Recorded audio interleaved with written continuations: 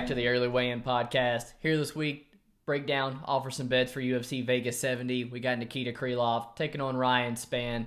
Fight that should be extremely entertaining for as long as it lasts. In the co-main event, we got two high-level prospects at middleweight trying to break into the top 10 here. We have Andre Muniz taking on Brendan Allen. Total of 13 fights for us this Saturday to keep us busy. Another semi-early event with the main card starting at 7 p.m. Eastern Time. Before we get started, make sure to do us a favor. Like the video. If you haven't before, sub to the channel. We really appreciate that. Slightly better slate of fights this week, I do think. Hopefully some spots for us to get back on track because last week was a very, very rough night at the office for us. The violence tapered off very quick once it hit the main card, costing you and I both much, and two back-to-back losing weeks for us both. Not what we like to see. No, this is absolutely the worst way to be wearing the hat when we're both suffering. And we'll take a look at your card first. Your best bet of the night, Nazim Sadikov versus Evan Elder. Honestly, it was the only bet that you won on the card, and it was still a sweat, bro. It was still a sweat. He ended up getting the doctor stoppage win in the third round.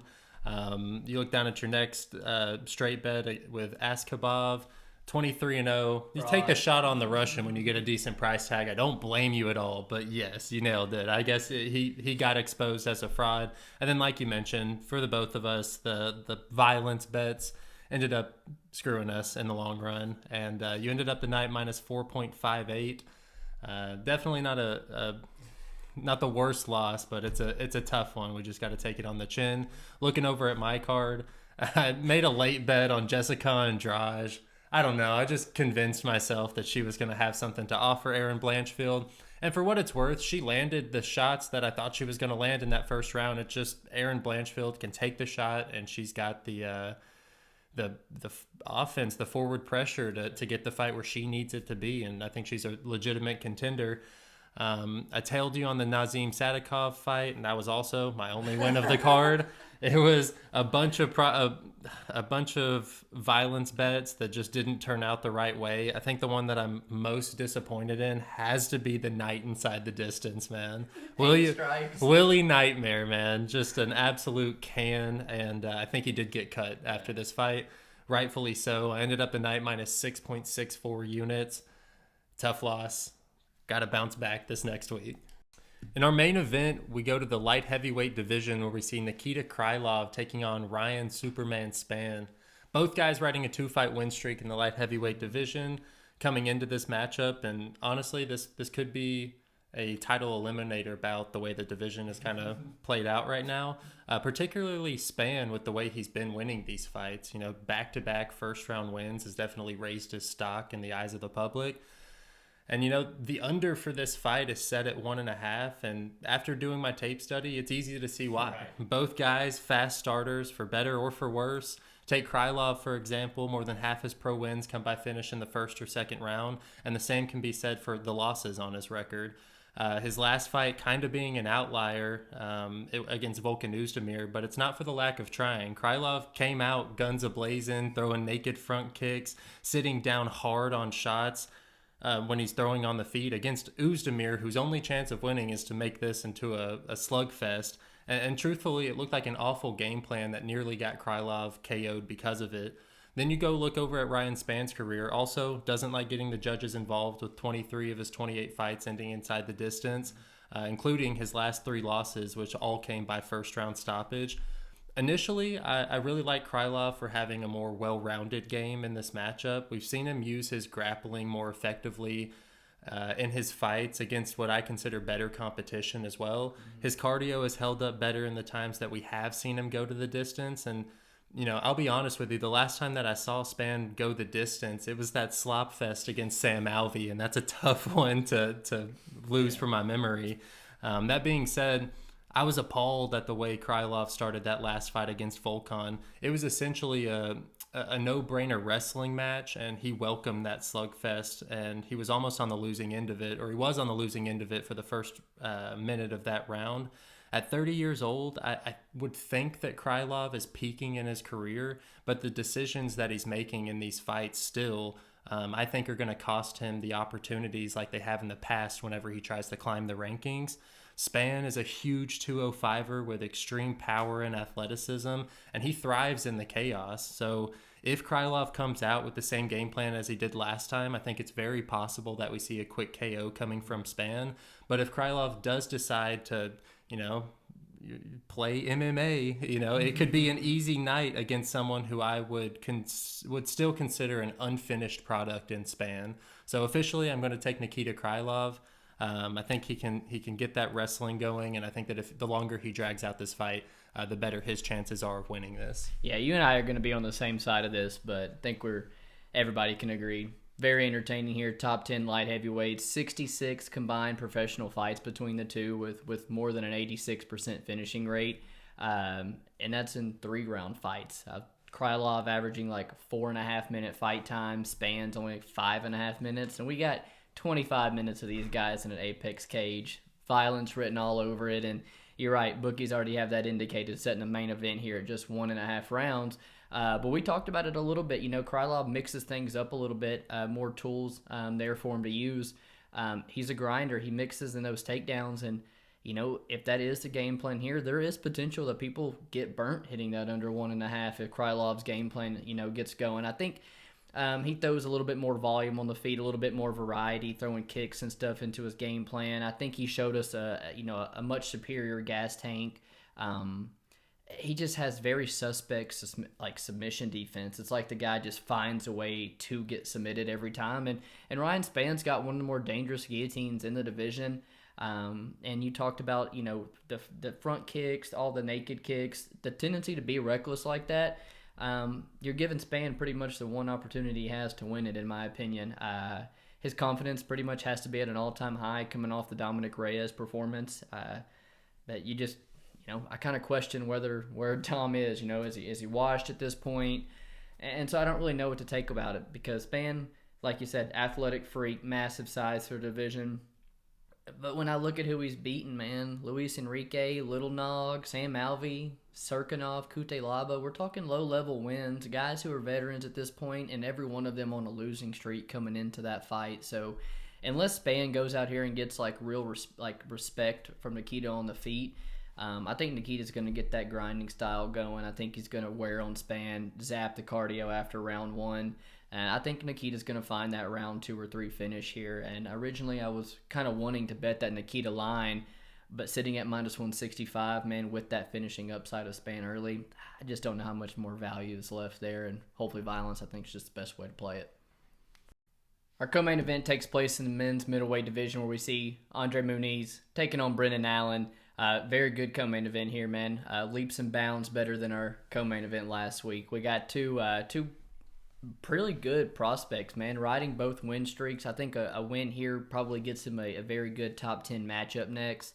Muniz, it seems to be an issue for a lot of guys in the division, and Jalton Almeida could be a stretch, but Muniz is an absolute specialist in the same way. The guy sticks to the game plan. He knows he's coming in there to take you down. And if you make one mistake on the mat, the guy can lock up your arm, can get to the back, and submit you very easily. And if you're content to just play safe on the mat, then he's more than content to just ride out backpack and dominant control like he did against Uriah Hall for 15 minutes. He does have a lot left to be desired on the feet. He's been TKO'd in almost every one of his losses. You have to jump on this guy early and catch him, because if not, he is eventually going to find that takedown, in my opinion. He's a pretty easy guy to want to back with your money, because he knows his strength and he sticks to the game plan. A whole lot easier to trust with your money than his counterpart here in Brendan Allen, even with the odds, man. And cocky might not be the right word for Brendan Allen. The guy's got a incredible resume for a 27-year-old. He's been fighting good competition dating back to the regional scene. Fight IQ, ego, I don't know, man. He lets something get the best of him in the cage, and he tends not to fight to his strength. You see him not shooting really once on Sean Strickland. Tries to strike with him and Curtis both, and he's finished in both of them. And in the Malkoon performance, I laid chalk on Brendan Allen there, and that performance was extremely questionable. And again, I just kind of go back to his demeanor. He's a dangerous submission artist himself, and I would not be shocked if he thinks that he can play around with Muniz on the mat. And I just think there are levels to black belts, man, and I think Muniz is a far step ahead of him. But he does train at a great gym.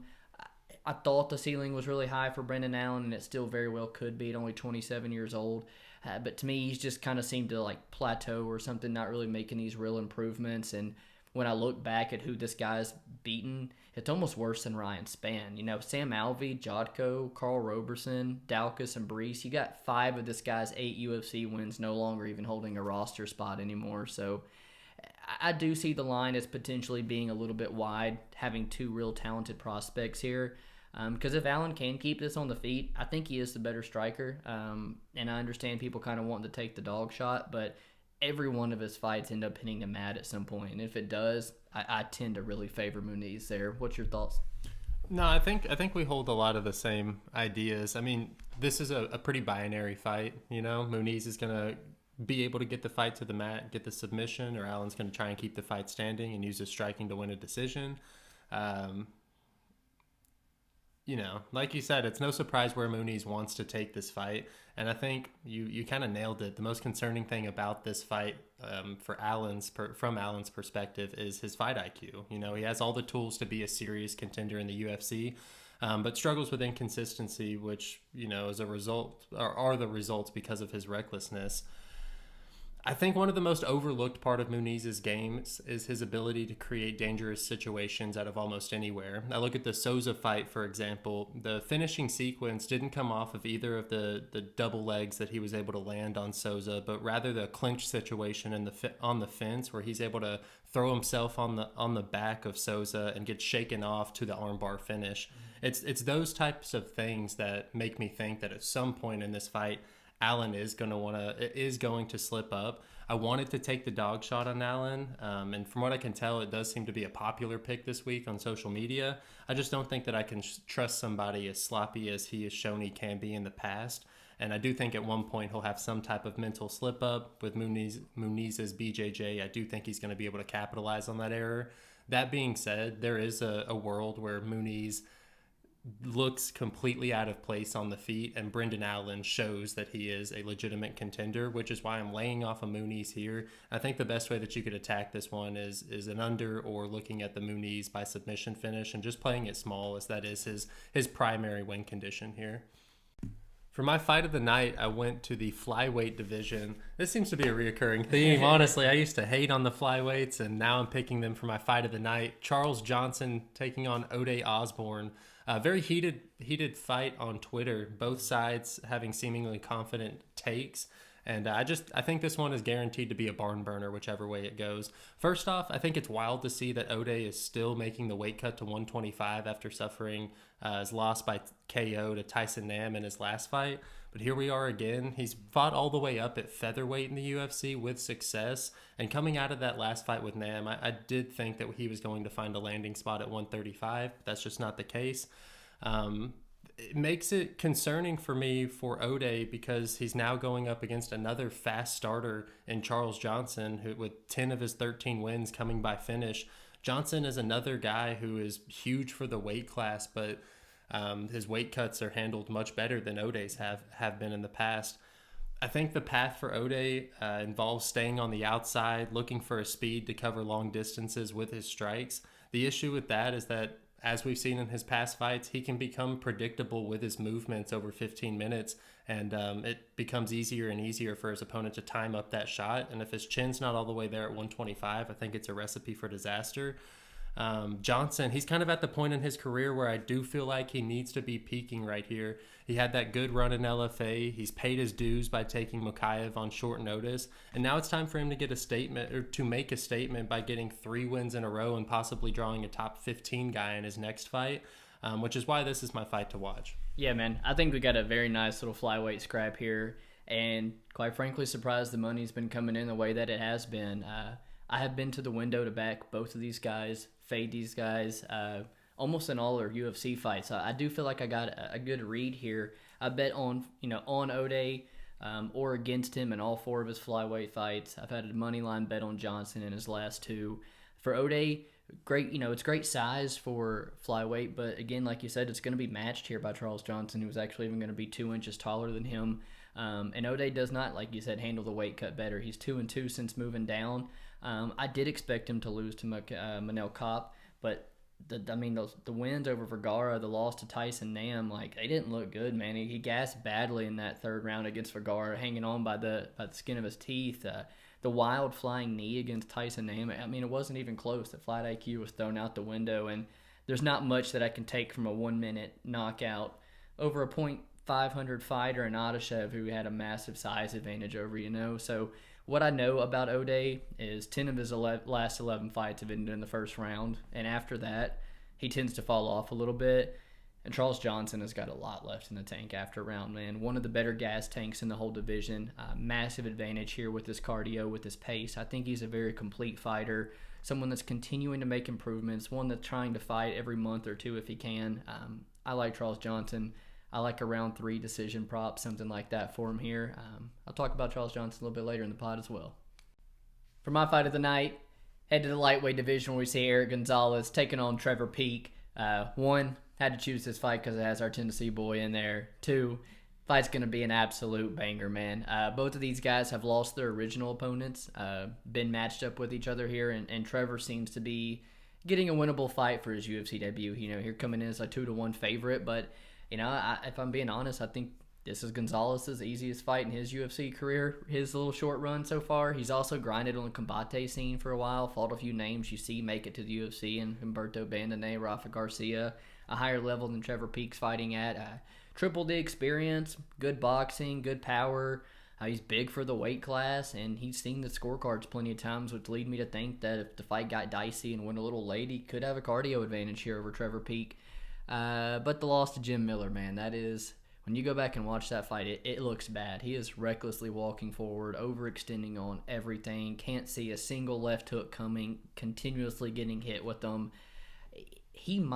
I don't know who has worse striking defense, man, and that's why I think this fight is absolutely going to see a finish, because Trevor Peek is striking defense very well could be the one guy's worse than Erick Gonzalez here. He loads up on everything, swinging big overhand rights, head on the center line, and I think there's a lot left to learn for Trevor Peek if he ever thinks he's going to make a run into the UFC. I'm afraid that he is just a bad TKO waiting to happen, a glorious fade probably in the future.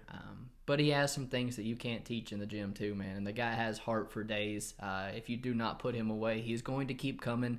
The guy's never seen a third round. And when you look at Gonzalez being a big lightweight, Malik Lewis on the Contender Series was a damn welterweight. Holy shit, man. That guy was huge. I really doubt the size of Gonzalez is going to be an issue for him.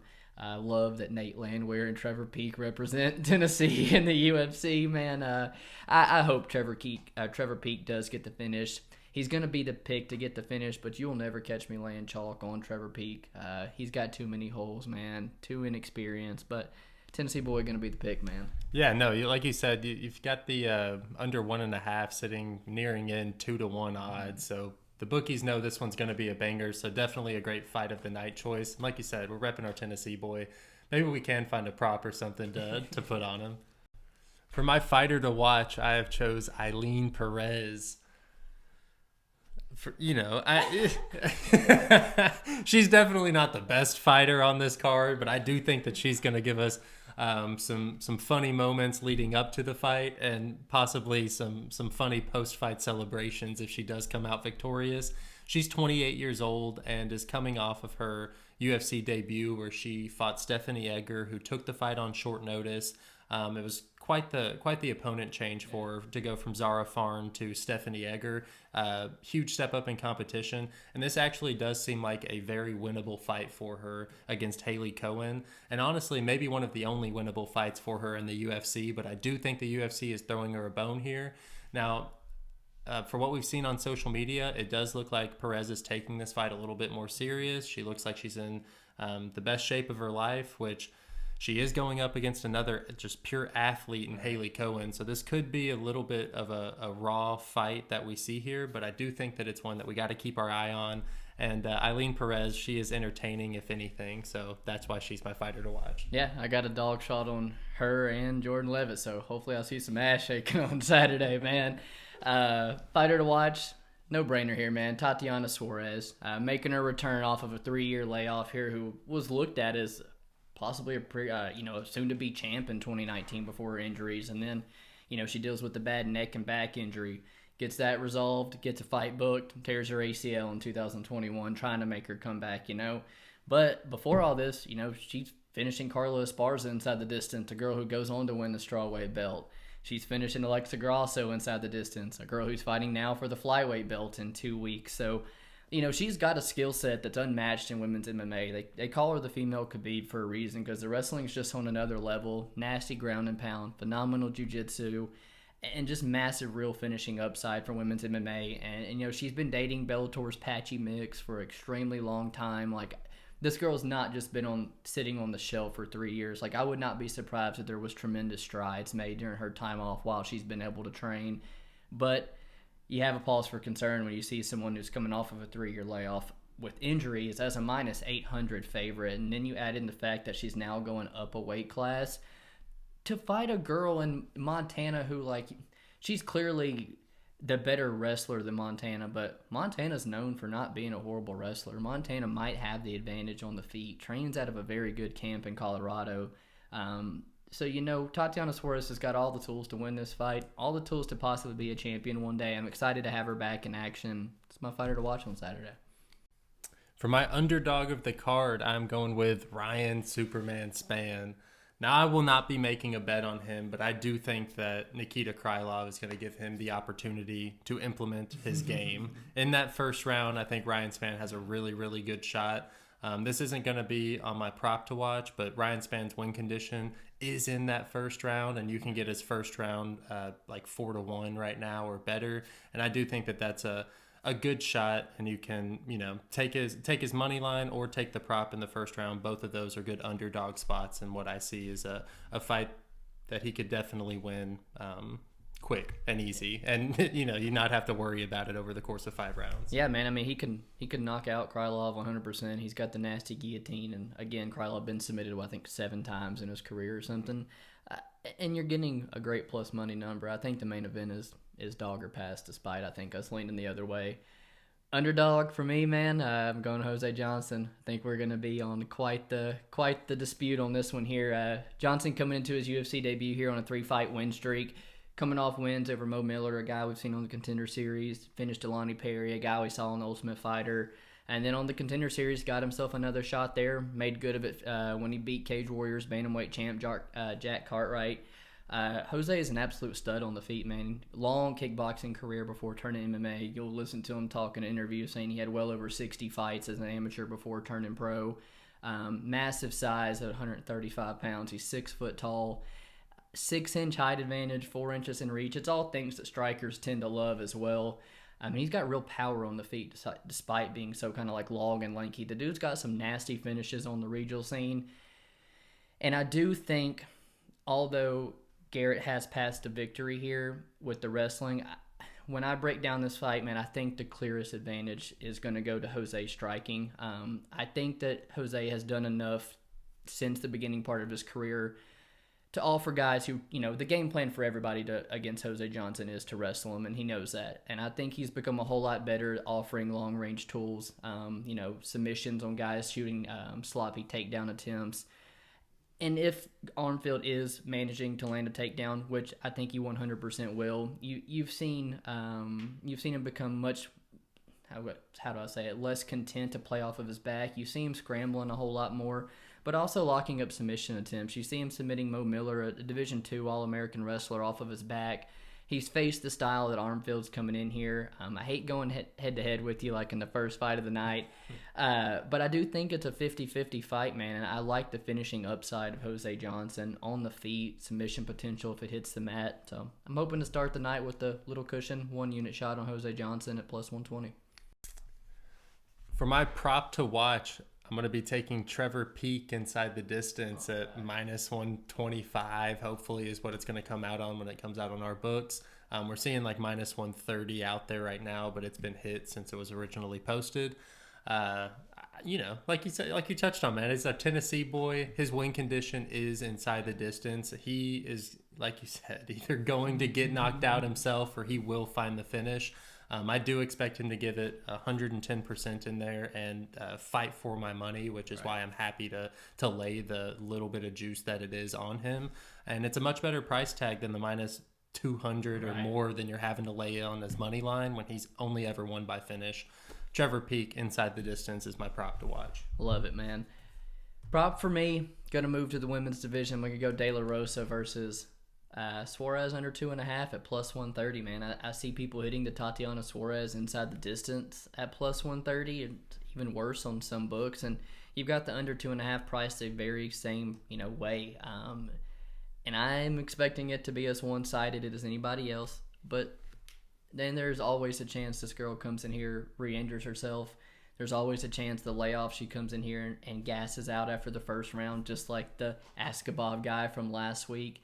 We have seen wilder things happen, man, for me to just be on a one-sided prop here.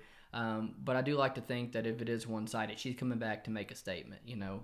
She's looked at as that uncrowned champ, finishing both the Esparza and Grasso championship caliber fighters with relative ease, man. And with the flyweight strap up for grabs in 2 weeks, I know she would love to throw her name into the mix of that, or to even fight for a number one contender fight with someone like Blanchfield Santos or Manon Farrow just sitting there waiting for a fight. So I think she is going to have an enormous amount of top control. She's very active when she gets on top with her ground and pound, with her submissions, and I think there's going to be opportunities for Suarez to finish his fight all night, but don't want to be greedy. Take the under 2.5 at plus 130. So like you said, we were kind of butting heads here, first fight of the night. My best bet of the night is Garrett Armfield. You have to lay a little bit of juice on him to get it, but just to kind of give you some points, I think Johnson has an awful habit of giving up position.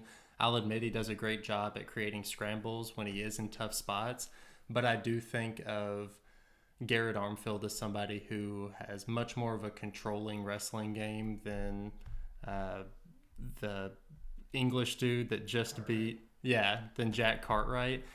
So I do think that he'll be much more focused on keeping the position, knowing that Johnson has such good scramblers and not looking for a finish like Cartwright was on the Contender Series, trying to impress Dana. We do know that Armfield, he was a high school wrestler. I do think that he's going to have a significant wrestling advantage here. He has good boxing. He was a Golden Gloves winner at 17 years old. He had a really tough debut, so I think the odds makers aren't giving him the respect that he deserves.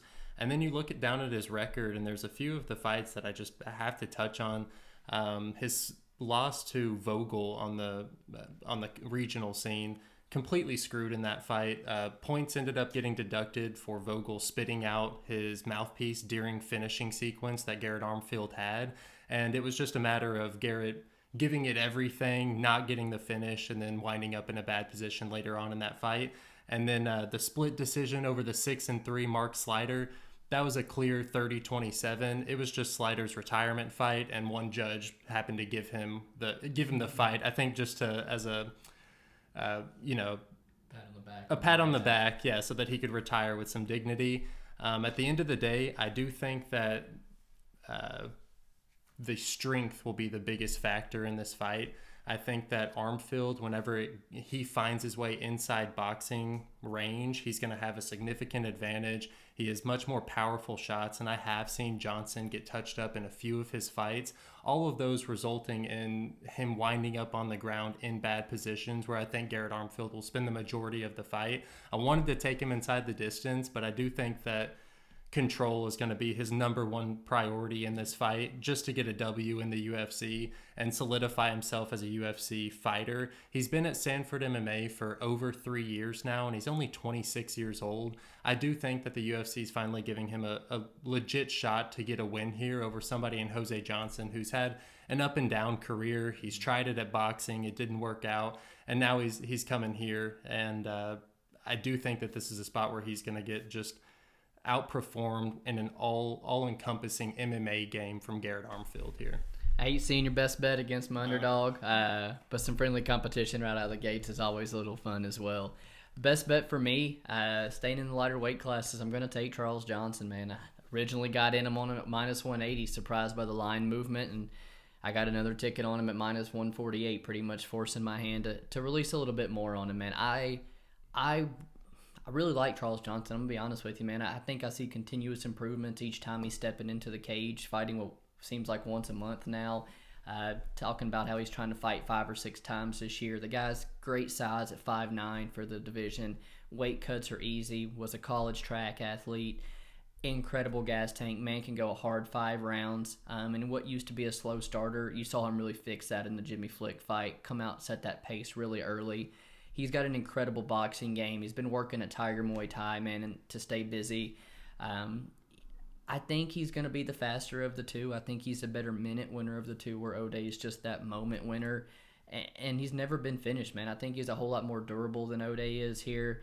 And while I think he's going to struggle with those good wrestlers like Mokaev and stuff, that's not O'Day. O'Day doesn't barely have the gas tank to have a good striking battle for 15 minutes, much less have to wrestle Mokaev. Mm-hmm. And I'll be honest with you, man, Mokaev landed like 20 takedowns, but Charles Johnson was never in a bad position, like in that whole fight, really. It was just a bunch of taking him down and getting him right back up. It was just as much as impressive on his part, man. And, you know, you look at these guys on the UFC stats and their volume's pretty much the same. But O'Day's averaging that over a 4-minute fight time, where Johnson is consistently putting out that same volume with an average fight time of over 11 minutes, man. I think the cardio of O'Day is going to take a dip after round 1, and we're really going to see that pace and pressure of Johnson start to wear on him. So I think I'm going to end up with a total of 2 units on him between minus 180 and minus 148. Charles Johnson, best bet this week. Moving on to our quick pick section of the night, we start off with our most heated fight of the night, first fight of the night, Jose Johnson versus Garrett Armfield at 135. I'm big on Garrett Armfield here. I'm big on Jose Johnson here. Yeah, I like a little friendly competition out the gates, man. That's going to be a fun fight to start the night. Moving on up, Haley Cowan taking on Eileen Perez. I'm taking another underdog shot here on Eileen Perez. I like the grappling upside that she has. I'm sticking with my favorites. I guess it's 2 in a row. Haley Cowan is who I'm going to be going with. Moving up, I think we will agree on this one. This is at lightweight. Nurulo Aliyev versus Rafael Alves. I've got Aliyev here. Very much a control-based style, but I do think he'll get the dub here. Yeah, man, that's a style that's very easy to back. And I think that wearing style is going to wear on Alves, and it'll be a lot easier to hold this guy down in rounds 2 and 3. Joe Selecki taking on Carl Deaton. A guy with 22 fights here, and Carl Deaton taking the fight on short notice. That's what I was saying. I think he could make this a whole lot tougher than this plus 450 price tag or something. But Joe Selecki, again, has a very easy style that's easy to back. He'll probably rack up a bunch of control time. Selecki by decision. Yeah, I don't like the price tag of 5-1 for Selecki, but I'm with you. I'll be going with Selecki here as well. Moving down to the flyweight division, O'Day Osbourne versus Charles Johnson. I slightly edge Charles Johnson here. I think he has more paths to victory, and questionable chin on O'Day at this point in his career. Yeah, questionable chin, questionable cardio, everything. I really like Charles Johnson, best bet this week. Jordan Levitt taking on Victor Martinez at lightweight. Second twerker, I'm back in a plus money. Gonna go Jordan Levitt by submission. Yeah, kind of a shame he didn't make the underdog section of our podcast, but I do think I'm gonna go with him as well. This seems like a bounce back fight, and a thank you for accepting the Paddy Pimblett fight in London.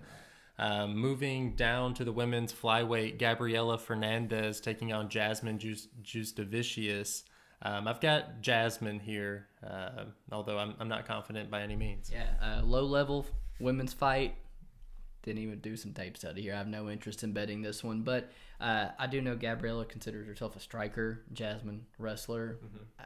I think Jasmine probably going to land the takedowns and win this fight. Moving on up to the main card, perfect fight to start the main card. We see Ghost Pepper Erick Gonzalez taking on Trevor Peek, and I'm going to go Trevor Peek to get the knockout, man. I hope the Tennessee boy gets on track. Yeah, let's represent Trevor.